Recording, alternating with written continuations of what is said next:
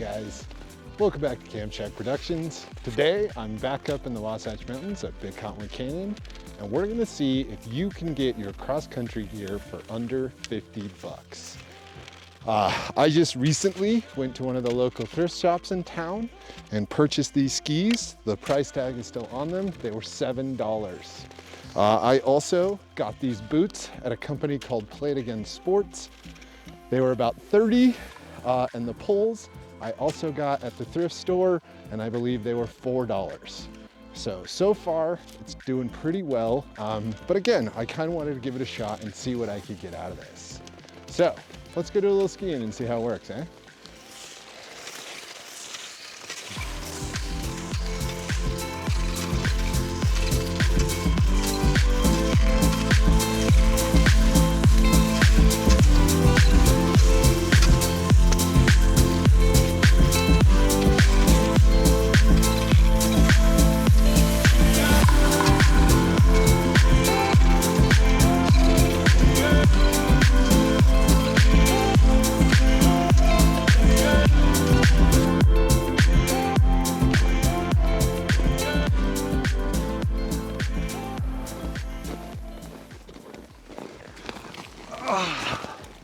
All right, so let's talk about the gear I just picked up.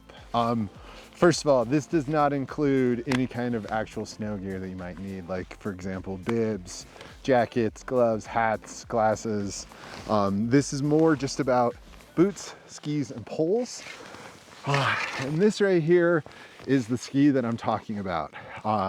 This is an old school fish scaled ski. So what that means is the tip and tail are smooth to glide. But in the center, there is a scale-like pattern that actually stops you kind of from sliding backwards. You will have to learn how to duck walk, but the bindings that I have are 75 millimeter cross-country bindings. So there's 3 little pins that my boots click into, and then this metal bracket locks down and holds my skis on. I have had problems in the past with my skis coming off, but it's just part of it. And again, no metal edges, so there's nothing to really cut an edge like you would if you were used to a downhill ski. But again, local thrift store, $7. I mean, that's cheaper than going to McDonald's anymore.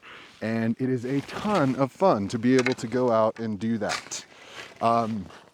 Again, standard cross-country poles.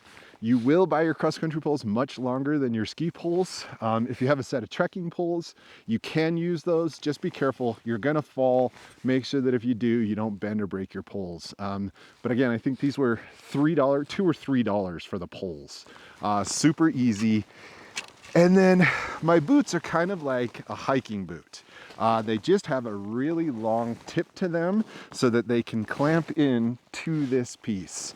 But they're an insulated, water-resistant boot. So they're really comfortable to actually walk around in, unlike a lot of 3-pin boots, telemark boots. I'm able to move my ankles. They're really, really nice. So able to go out and get this whole setup. Again, all the rest of the gear I already have. Growing up in Utah, you pretty much learn how to ski. Actually, that's not true. Interesting fact about Utah, 80% of people that live in Utah don't ski. How sad is that? But just a really fun way to get out and get some exercise and enjoy the beautiful mountains.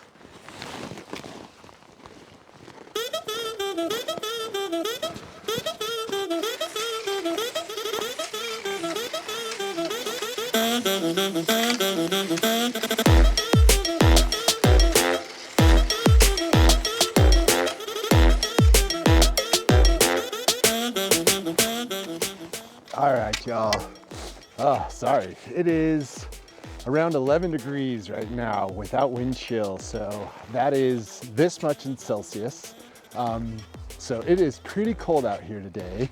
And again, the whole reason I'm up here is I'm just testing some gear that I bought at my local thrift shop. I think if you live wherever it snows, you have the opportunity to go cross-country skiing. It doesn't always have to be downhill.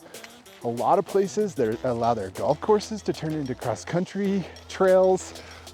Right here where I am is a campground usually in the summertime. So they have come out and cut some cross-country trails. There's also lots of places where you can branch off on your own. One of the things though that you do want to remember is that if you're up in the mountains, make sure that you know how to use a beacon and that you have some avalanche training. I don't need it, but I am wearing my beacon today. I figure I'm out here all alone. I might as well have it on just in case something happens. Again, doesn't do a lot of good without a partner, but if something did happen, maybe they could find me. But it's again, just knowing where you are, being safe, but realizing that if you're in a place where it snows, you can cross-country ski. Charles? Charles. Oh, hold on, wait a minute, wait 1 second. I think I'm onto something here. This is pure snow. It's everywhere. Have you any idea what the street value of this mountain is? Charles. Wait a minute, hold it.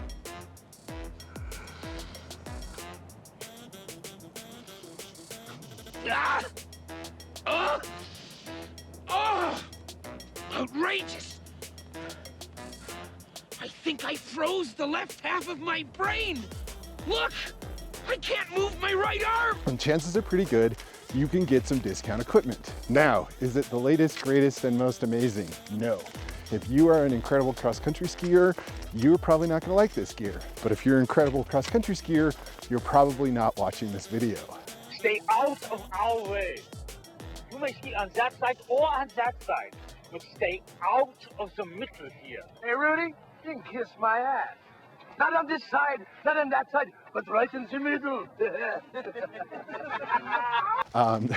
What I wanted to do was give myself the ability to come out when I wanted to, not have to rent equipment, which is a great option. I highly recommend that before you go and buy any equipment, you take one day, you rent some gear, and you try it. Just remember, the equipment you rent is not what you're gonna find for $7 at the thrift store. I'm using pretty old equipment, probably late 80s kind of stuff. Aside from my boots, which again, I bought at a used ski shop here in town or a used sporting goods store, but I bought them new and they were $30. So once you know what you want to do, you can go out and find the gear. But again, before you go out and just do that, I would highly recommend rent it, try it, make sure it's something you want to spend a bunch of time and money doing. But if you're also out in the middle of the winter, you're bored and you're looking for something to do, cross-country skiing is like going hiking, but you don't need a huge mountain to do it. Like I said, most golf courses are a lot of fun to cross-country ski in, and you're gonna fall. So get out there, have some fun, let me know what you think. All right, y'all.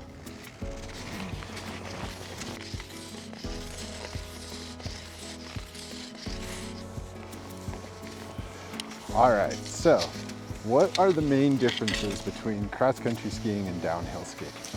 First of all, the skis that I'm using do not have a metal edge, which is why you're seeing me kind of struggle right here. There's no metal edge and your heel is not locked down like a normal downhill ski.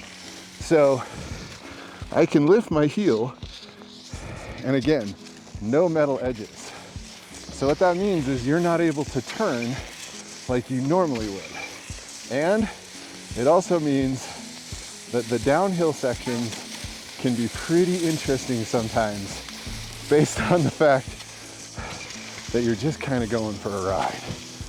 But it's a lot of fun. And again, the one thing I always remind everybody is, if you feel like you're going too fast, sit down, tip over a little bit. Don't fall over. Slow your speed, sit down, and give it a little slow down, huh? All right, let's give this one a shot. This should be fun.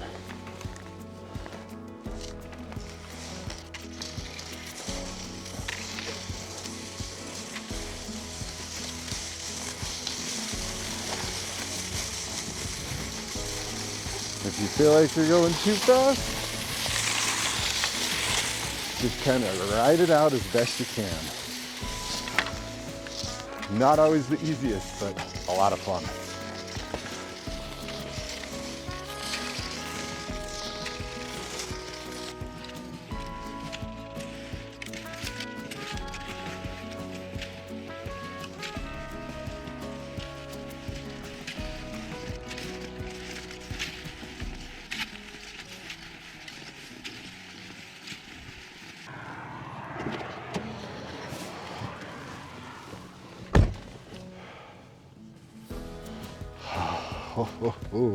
All right, y'all. Look at it. Frozen beard. Epic little jaunt. Definitely can be done and was well worth it. Super fun getting up into the mountains. Would be super fun doing this again at a golf course, at a park. Doesn't have to be mountainous or hilly. You just have to want to get outside and enjoy. So, guys, I hope this video was interesting. Again, if you like what we're doing, please like and subscribe. We're really trying hard to grow the channel, and any help you can get us, we really appreciate it. All right, be well, my friends.